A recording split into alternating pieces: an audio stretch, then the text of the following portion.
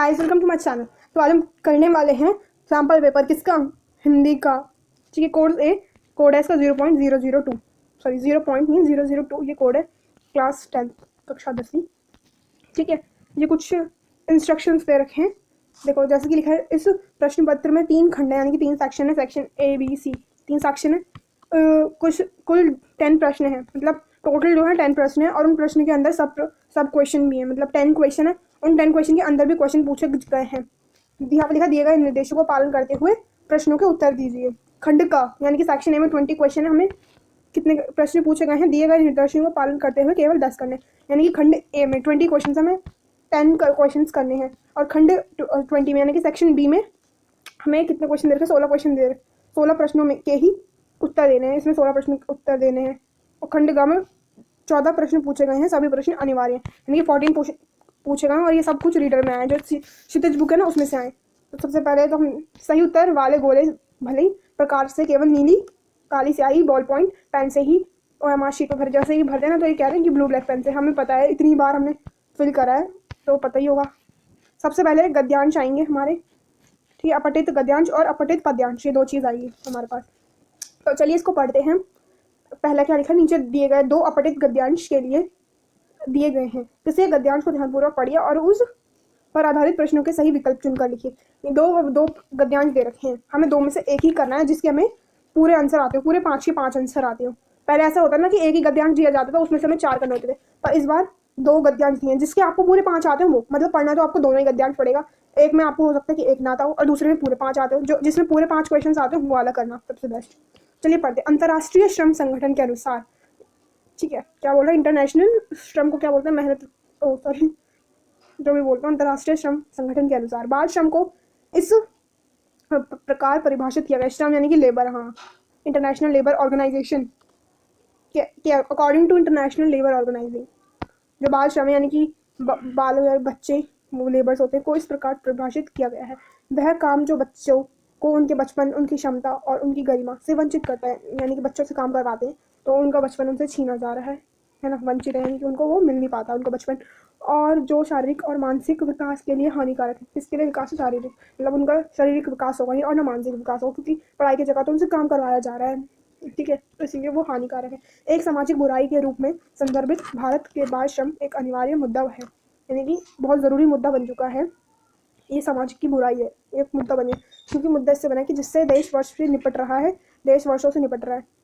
ये एक प्रॉब्लम है, फेस है, जो फेस कर रही है देश पूरा, और ये इससे निपटाने की कोशिश करी जा रही है, कई सारे देश इससे निपट रहे हैं।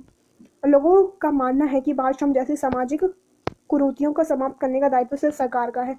क्या मानते हैं लोगों का ये मानना है कि जो बच्चे लेबर्स बने हुए हैं उसका काम सिर्फ सरकार का, यानी कि वो काम सिर्फ गवर्नमेंट का है। यदि सरकार चाहे तो कानून का पालन करने वालों को, कानून भंग करने वालों को सजा देकर बाल श्रम को समाप्त कर सकती है। और इसमें लिखा है कि यदि सरकार अगर चाहे ना तो बाल श्रम को कम करवाना, कानून का पालन ना करने वालों को, कानून भंग करने वालों की सजा देकर बाल श्रम को समाप्त कर सकती है, किंतु वास्तव में ये केवल सरकार की जिम्मेदारी नहीं है। सही कहा, बाल श्रम को रोकना सिर्फ ये इसकी सरकार की जिम्मेदारी नहीं है, है ना, तो किसकी जिम्मेदारी, बल्कि ये इस सभी सामाजिक संगठनों, मालिकों और अभिभावकों द्वारा भी संबंधित करना चाहिए, क्योंकि ये सिर्फ गवर्नमेंट तो नहीं कर सकती ना, हम लोग। अब बताओ, जो बाल बच्चे हैं उनको काम पे कौन ले रहा है, हम ही लोग ले रहे हैं, तो हम ही लोग उनसे काम करवा रहे हैं फैक्ट्रीज में, इंडस्ट्रीज में, तो दोषी तो हमें करना रुकना चाहिए ना, है ना। तो अब यहाँ पे हमारे घरों में, ढाबों में, होटलों में, खानों में, कारखानों में अनेक बाल श्रमिक मिल जाएंगे, इतने सारे जगहों के नाम बता के यहाँ बाल श्रमिक मिल जाएंगे, जो करोड़ों के ढंग और तपती धूप में परवाह बिना काम करते हैं, उनकी धूप की, ठंड की, मतलब फिक्र नहीं करते और तब भी काम करते रहते हैं। विकासशील देशों में गरीबी और उच्च स्तर पर बेरोजगारी बाल श्रम का मुख्य कारण है। विकासशील देश यानी कि डेवलप्ड कंट्री है, वहाँ पर गरीबी, उच्च स्तर पर बेरोजगारी बाल श्रम का मुख्य कारण है। बाल मजदूरी इंसानियत के लिए अपराध है। बाल मजदूरी किसके लिए अपराध है, इंसानियत के लिए अपराध है, जो समाज के लिए श्राप बनती जा रही है, तथा जो देश इसकी वृद्धि और विकास के बाधक है के रूप में बड़ा मुद्दा है। हमें सोचना होगा कि सभ्य समाज ये अभिशाप क्यों मौजूद, हमें सोचना चाहिए सभ्य समाज में ये अभिशाप क्यों है। तो जिस उम्र में बच्चों को सही शिक्षा मिलनी चाहिए, खेलकूद के माध्यम से अपने मस्तिष्क का विकास करना चाहिए, उस उम्र में बच्चों से काम करवाने के बच्चों का शारीरिक, मानसिक, बौद्धिक और सामाजिक विकास रुक जाता है। शिक्षा का अधिकार मूल अधिकार होता है, शिक्षा क्या है बच्चों का? अधिकार, मूल अधिकार है, बहुत इंपॉर्टेंट राइट है। शिक्षा से किसी भी बच्चे को वंचित कर रखना अपराध माना जाता है ना। तो सभी बच्चे पढ़े लिखे, है ना। और यहाँ पे भी बाल श्रमिक ना, बच्चों को काम पर ना रखें। आज आवश्यकता इस बात से है कि सरकारी स्तर के लेकर व्यक्तिगत स्तर से तक सभी लोगों के प्रति सजग रहें और बाल श्रम के कारण बच्चों का बचपन ना छीन जाए। इसके लिए कुछ सार्थक पहल करें। इसके लिए मतलब हमें कुछ करना चाहिए, है ना। आम आदमी को भी बाल मजदूरी के विषय में जागरूक होना चाहिए। जो आम आदमी, जैसे हम जैसे लोग हैं, हम जैसे आदमी, तो उनको भी सजग होना पड़ेगा। इसे होने से रोकना होगा, मतलब बाल मजदूरी को हमें रोकना होगा। बाल श्रम का खत्म करना केवल सरकार का ही कर्तव्य नहीं है, मतलब जो बाल श्रम है वो काम रोकना सिर्फ सरकार का काम नहीं है, हमारा भी कर्तव्य, वो हमारा भी काम है। फिर हम इस अभियान को सरकार का पूरा साथ दें। सरकार अब कितना करेगी, हमें भी मदद करनी पड़ेगी। तो जब सरकार और हम मिल जाएंगे तो ये बाल श्रम जरूर दूर हो जाएगा। तो ये पूरा आपका गद्यांश था, स्क्रीनशॉट कर लो अगर खुद से पढ़ना है तो। ठीक है, अब इससे रिलेटेड कुछ क्वेश्चन है, हम वो देखते हैं पहले, और कमेंट करके बताना कैसे कैसे जा रहे पेपर हमारे। ठीक है, अब 9 को तो कितनी का है जो मैथ साइंस और SST कैसे गया एग्जाम, सब कमेंट करके बताना। ठीक है, हाउ वॉज योर एग्जाम। गद्यांश के आधार पर बताइए कि बाल श्रम जैसी सामाजिक कुरीतियों को समाप्त करने के लिए लोगों की सोच कैसी है, यानी कि लोग कैसे सोच रहे हैं। लोग तो यही सोचते हैं ना कि ये सब काम सरकार को करना होगा, बाल श्रम को समाप्त करना केवल सरकार का दायित्व है, यही तो लोग सोचते हैं। तो इसलिए घ ऑप्शन कि केवल सरकार का काम है, सरकार कितना करेगी ना। तो भाई लोग तो यही सोचते हैं। पहला क्वेश्चन हो गया। घरों में, ढाबों में, खानों में, कारखानों में अनेक बाल श्रमिकों का काम करता देखकर भी हम उदासीन क्यों बने रहते हैं, मतलब हम उदास क्यों नहीं होते। इसका ऑप्शन हमें संवेदना शून्य हो चुके हैं, हम संवेदना शून्य हो चुके हैं, यानी कि हम देखते हैं कि वहाँ लोग ऐसे बच्चे काम कर रहे हैं तब भी हमें कुछ नहीं होता, तो इसलिए हमारे अंदर फीलिंग्स बची नहीं है। फिर प्रश्न 3, गद्यांश के आधार पर बताइए कि बाल श्रम को रोकने के लिए सार्थक प्रयास क्यों किए जाने चाहिए। यानी कि बाल श्रम को रोकना है तो सार्थक प्रयास क्यों करना चाहिए। बाल श्रम के कारण बच्चों का बचपन छीन जाता है, इसका ऑप्शन करेक्ट है। बच्चों को बाल श्रम के लिए क्यों विवश किया जाता है, बताइए। निर्धनता और भुखमरी के कारण, जब निर्धनता भुखमरी होती है तो बच्चों को भी काम करना पड़ता है।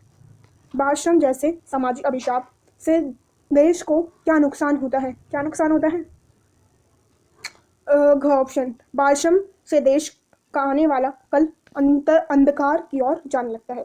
जब हम बाल श्रम करेंगे तो जो भविष्य होगा वो तो अंधकार में आना ही आना है, इसलिए घ ऑप्शन। और इसका ख और देख लेना। तो ये पहला हमारा कंप्लीट हुआ। दूसरा तो अब हम ये पढ़ते हैं, ठीक है। मैं दूसरा गद्यांश था। निसंदेह सहजता से मैं एक बार पढ़ूंगी, वैसे तो हिंदी है समझ में आई जाएगी सब कुछ, जहाँ पर ना है तो वहाँ पर मैं लास्ट में एक्सप्लेन कर दूँ। पहले मैं पूरा रीडिंग कर लूँ, पूरा पैराग्राफ।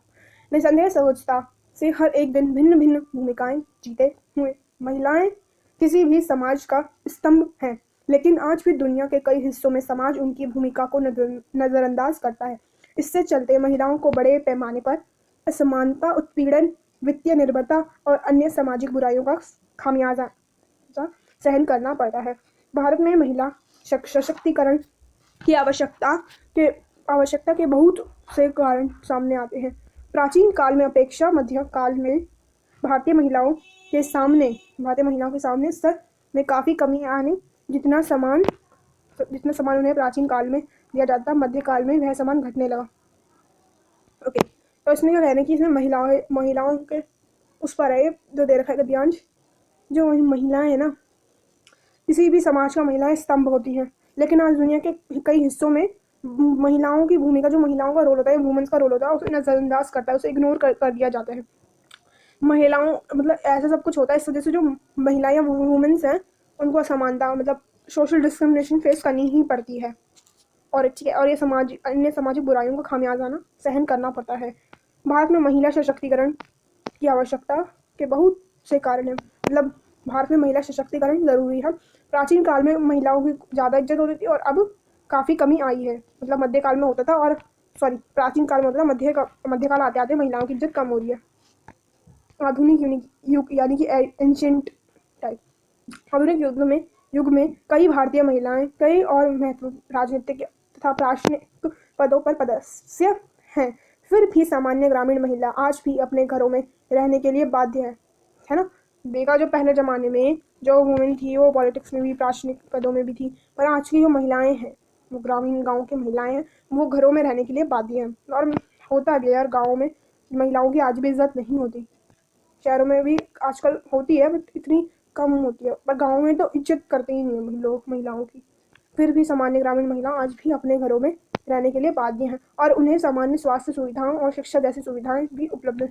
तभी तो तुमने देखा होगा पहले जो पुराने जमाने की औरतें थी वो पढ़ी लिखी नहीं थी, तो अब तो पढ़ रहे हैं भाई, औरतें पढ़ रही हैं, वुमेन्स पढ़ रही हैं, है ना। तो उनको पढ़ने भी नहीं दिया जाता, पता नहीं क्यों डिस्क्रिमिनेशन करते थे लड़के और लड़कियों में। ग्रामीण महिला सदियों से घर तथा खेतों में पुरुषों के बराबर ही काम करती आई है। जो ग्रामीण गाँव की महिलाएं वो सदियों से पुरुषों के समान आई है, लेकिन वहाँ उन्हें सामती सोच के कारण दूसरे दर्जे के नागरिक ही माना जाता था। मतलब उनको अलग ही माना जाता तब भी। अब ग्रामीण समाज में सोच बदलने का वक्त आ गया है। अब ग्रामीण समाज में सोच बदलने का वक्त आ गया है। सामाजिक असमानता, पारिवारिक हिंसा, अत्याचार और आर्थिक अनिर्भरता, इन सभी से महिलाओं को छुटकारा पाना है। तो ज़रूरत है महिला सशक्तिकरण की। महिला सशक्तिकरण की ज़रूरत क्यों है? क्योंकि महिलाओं पर अत्याचार जो होता है और आर्थिक निर्भरता आने की, पैसों से रिलेटेड उनके पास कुछ होता नहीं, ऐसे साधन वगैरह, तो उस सबके लिए महिला सशक्तिकरण के से महिला आत्मनिर्भर और शक्तिशाली बनती है। इस महिला सशक्तिकरण से यानी कि महिलाओं की पावर्स को एकजुट करना, जिससे वह अपने जीवन से जुड़े हर फैसले स्वयं ले सके और परिवार और समाज में अपना स्थान बनाती है। समाज में उनके वास्तविक अधिकार को प्राप्त करने के लिए उनसे सक्षम बनना महिला सशक्तिकरण है। महिला सशक्तिकरण का अर्थ है महिलाओं का राजनीतिक, सामाजिक, शैक्षणिक और आर्थिक क्षेत्रों में बराबर का भागीदार होना। क्या मतलब है? मतलब उनको इक्वल वैल्यू दी जाना। भारतीय महिलाओं का सशक्तिकरण बहुत हद तक भौगोलिक यानी कि शहरी और ग्रामीण शैक्षणिक योग्यता और सामाजिक एकता के ऊपर निर्भर करता है। तो इस पर निर्भर करता है ये शहरी और ग्रामीण, मतलब शहर के लोग, ग्रामीण के लोग, शैक्षणिक योग्यता और सामाजिक एकता के ऊपर निर्भर करता है। ठीक है, और उसके बाद भी और भी कितने बड़े बड़े हैं। महिला सशक्तिकरण से महिलाएं केवल आर्थिक रूप में सदृढ़ ही नहीं हुई है, ये महिला सशक्तिकरण से वो सिर्फ आर्थिक रूप से सही नहीं हुई, अपितु परिवार और समाज के सोच में सकारात्मक परिवर्तन दिखाई देने लगा।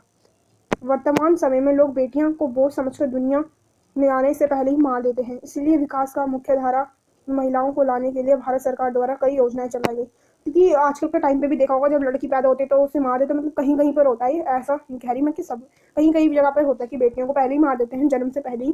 तो इसमें ये लिखा गया है इस सब के लिए, मतलब जो मुख्य धारा है, तो सरकार ने कई सारी योजनाएं भी चलाई इन सबको रोकने के लिए, है ना। तो नहीं ये ऐसा क्यों करता है, सबको इक्वल क्यों नहीं मानते?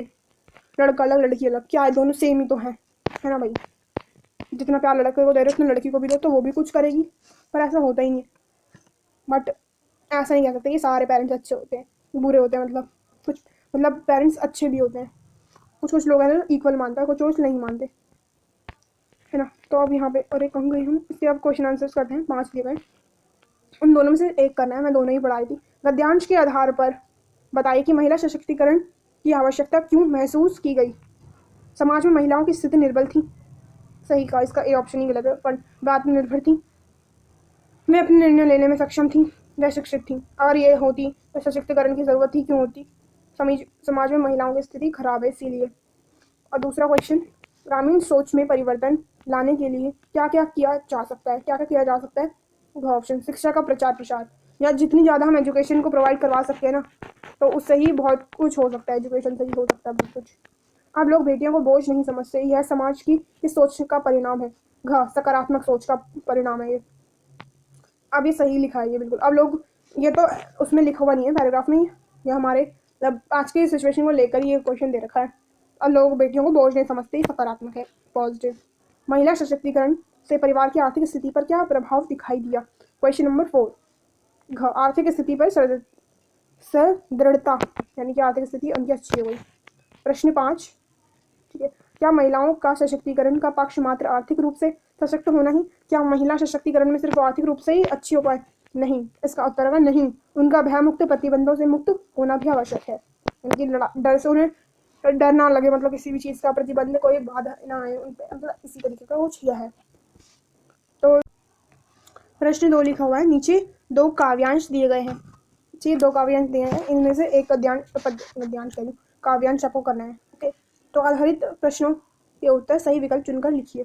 सही विकल्प, हमें सही ऑप्शन करेक्ट करना है। देश के आज़ाद होने पर बीता लंबी अवधि, देश के आज़ाद होने पर, ये क्या है, ये पोम इसमें पढ़ती हूँ। देश के आज़ाद होने पर बीता लंबी अवधि, अब अवश्य क्या सह इस दर्द से है धमनियाँ फटने लगी, व्यर्थ सीढ़ीदार खेतों में कड़ी मेहनत किए हो गया हूँ, जर्जर बोझ ठोकर थक गया हूँ, अब मारूंगा तो जलाने के लिए मुझे, अरे 2 लड़कियां भी नहीं होंगी सुलभ इन जंगलों से। सब पेड़ काट रहे हैं ना, सब तो उसी के पेड़ काटने के ऊपर है। वन कहाँ है जब कुल्हाड़ों की तृषा है बढ़ रही, काट डाले जा रहे हैं मानवों के बंधु तरुवर, तरुवर यानी कि पेड़, फूल से फल से दलों से मल से मूल से तरु छाल से सर्वस्व देकर जो मनुष्य को लाभ पहुंचाते हैं, सदा कट रहे हैं यह सभी वन। कितना गलत काम हो रहा है यहाँ।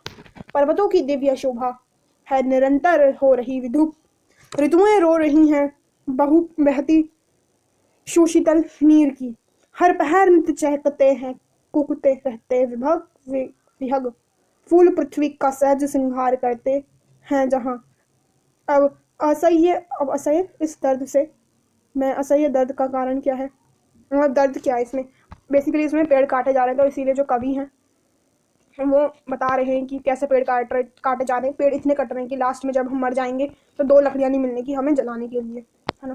तो क्या इससे हमें शिक्षा मिलती है कि पेड़ नहीं काटने चाहिए, हमें पेड़ बचाने के लिए कहा गया है इस पोइट्री में।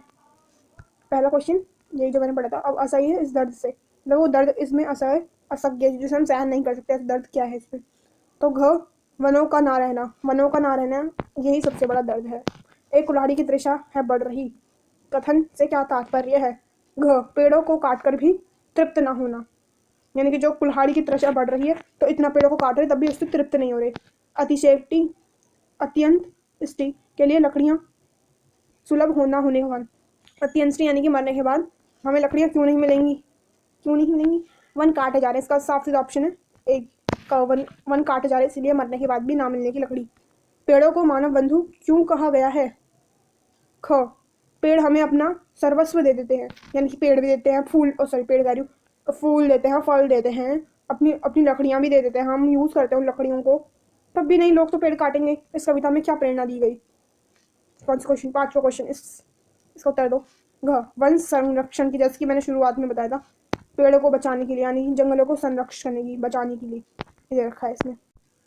तो मैं बचपन को बुला रही थी, बोल उठी बिटिया मेरी, मतलब वो जो कवियत्री है वो अपने बचपन को याद करी थी, तब तक उनकी बेटी बोली, नंदन वनी सी फूल उठी यह छोटी सी कुटिया मेरी, माँ ओ कहकर बुला रही थी, मिट्टी खाकर आई थी, कुछ मुंह में कुछ लिए हाथ में मुझे खिलाने लाई थी, पुलक रहे थे अंग हृदय के कौतूहल था छलक रहा, मुंह पर थी अज्ञात लालिमा विजय गर्भ था छलक रहा था।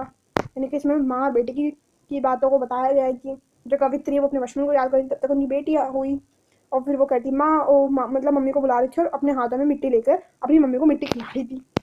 मैंने पूछा ये क्या लाई, बोल उठी माँ आ खाओ, हुआ प्रफुल्लित हृदय खुशी से, मैंने कहा तुम ही खाओ, पाया मैंने बचपन फिर से, बचपन बेटी बन आया, उसकी मंजुल मूर्ति देखकर मुझ में नवजीवन आया, मैं भी उसके साथ खेलती खाती हूँ तुतलाती हूँ, मिलकर उसके साथ स्वयं मैं बच्ची बन जाती हूँ।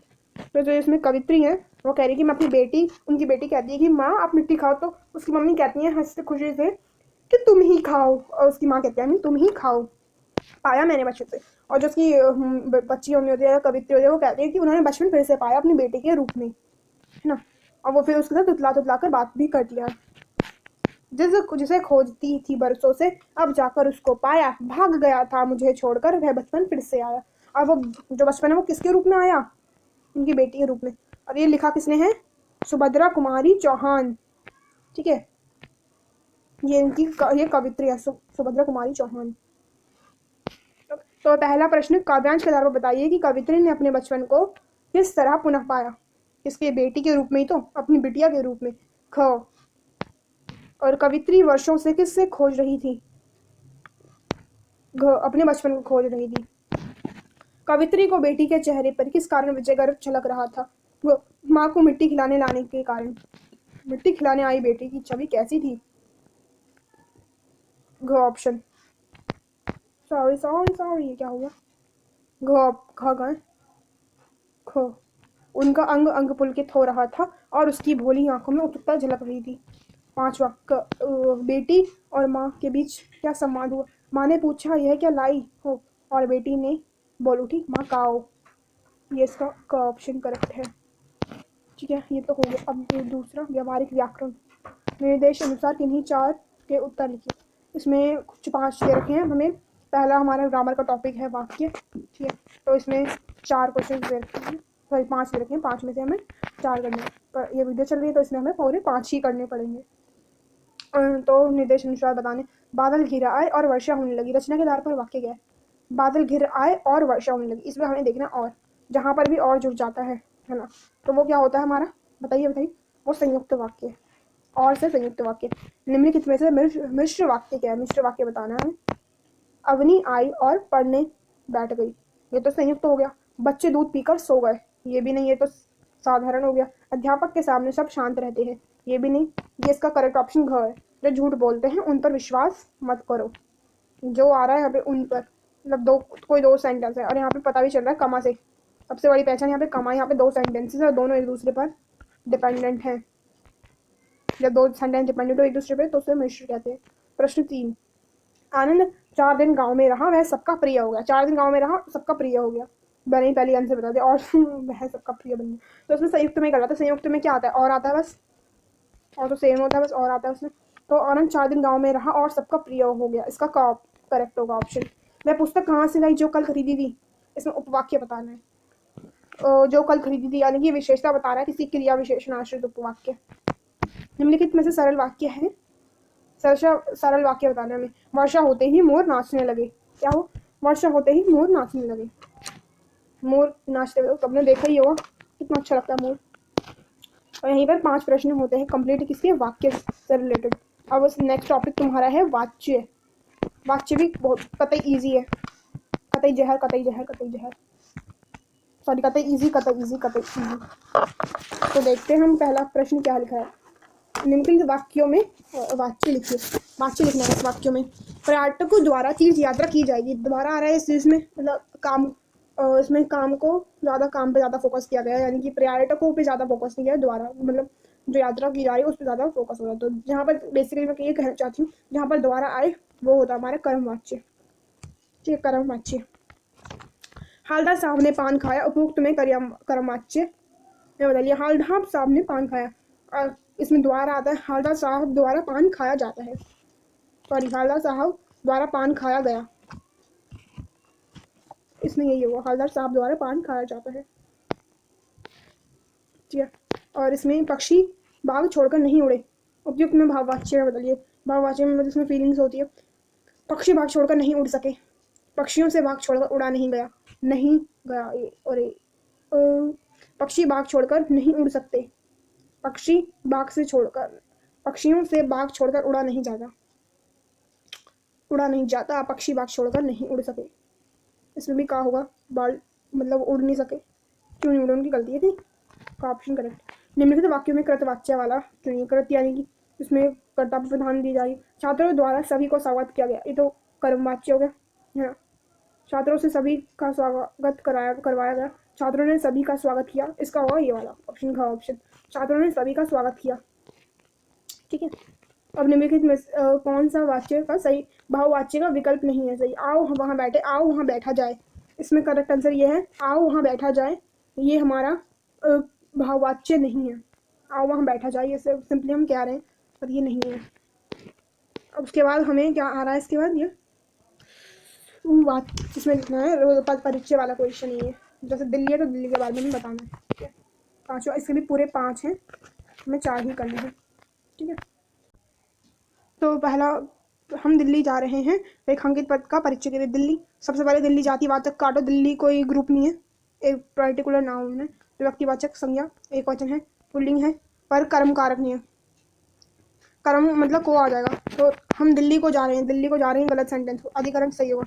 हम दिल्ली की ओर जा रहे हैं, क्या होता है? कल हम कल दिल्ली की ओर जा रहे हैं, अधिकरण में और आता है, में, पर, और दिल्ली की ओर जा रहे हैं।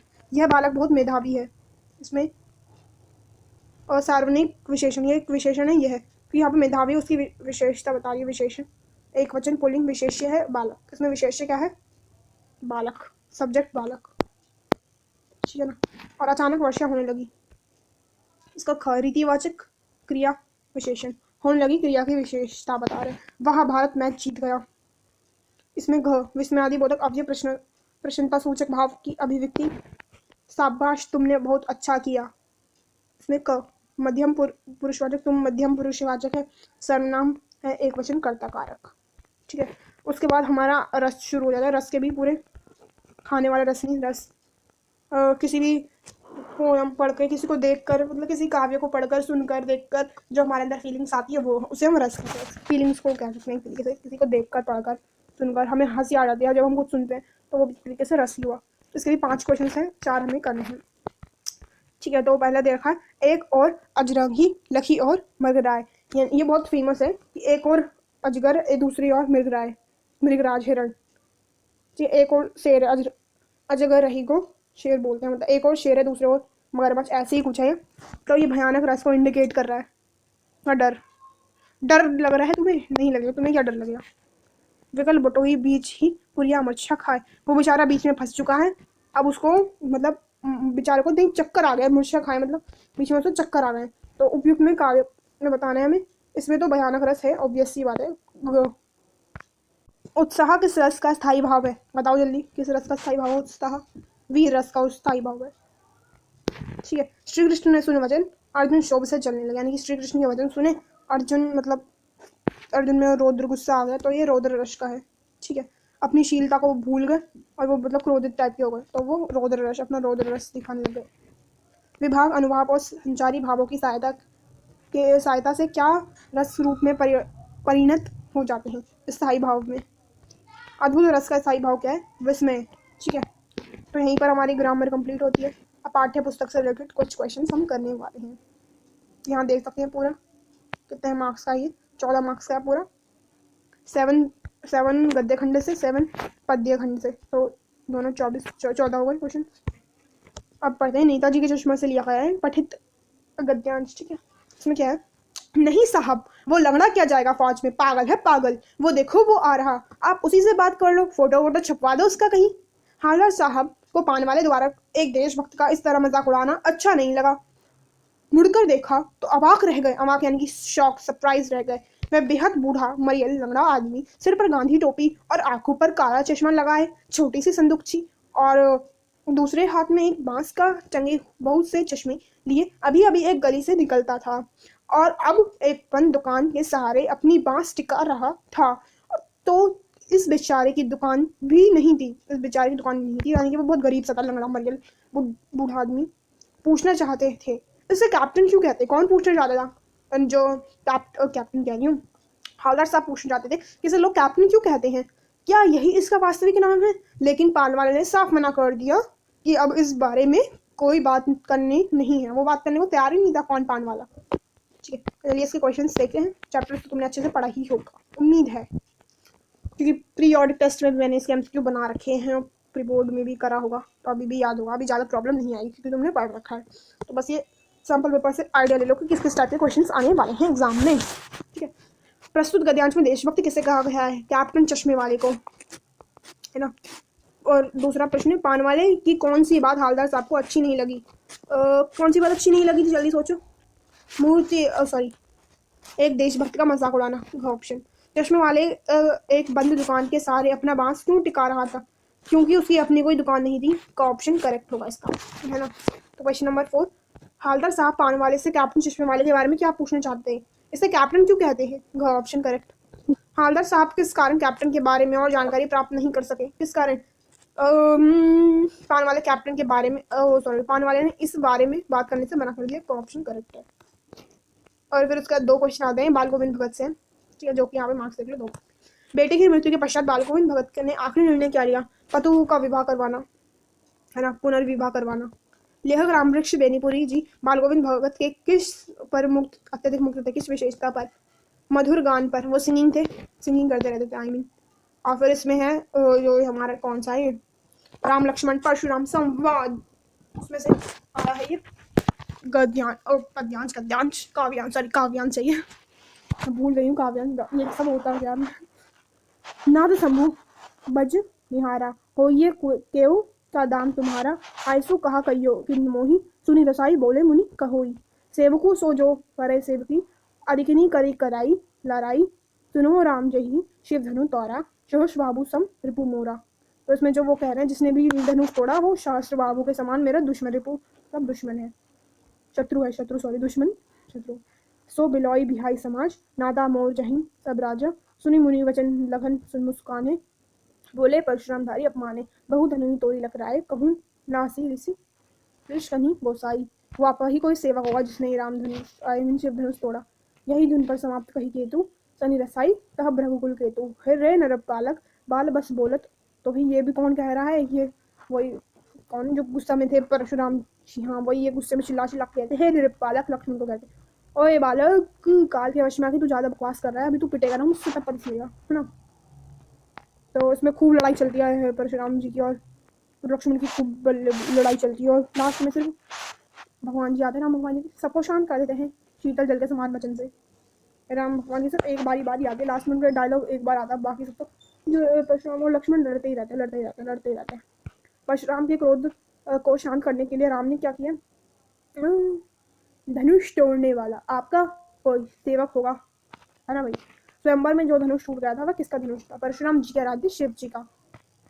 हाँ, शिव धनुष टूटने पर परशुराम क्रोधित क्यों हुए हमें क्या पता क्यों हुए। तो परशुराम जी शिव भक्त थे और उन्हीं का शिव धनुष प्रिय था। भ्रघुकुल केतु किसे कहा गया है, परशुराम को शिव धनुष तोड़ने की तुलना परशुराम ने किस शत्रु से की है, सहस्त्र बाहु से। और फिर लास्ट में दो प्रश्न है गोपियों वाले चैप्टर के, कौन सा चैप्टर है ये, गोपियों, है ना भाई। तुलसीदास के पद, सूरदास के पद, सॉरी सूरदास के पद, उससे आइए दो क्वेश्चन बिल्कुल इजी से हैं बच्चे से। गोपियों के अनुसार किसने राजनीति की शिक्षा प्राप्त कर लिया, श्री कृष्ण ने। सूरदास के पद के आधार पर बताइए कि गोपियों ने व्यंग कसते हुए भाग्यशाली किसे कहा गया है, उद्धव को।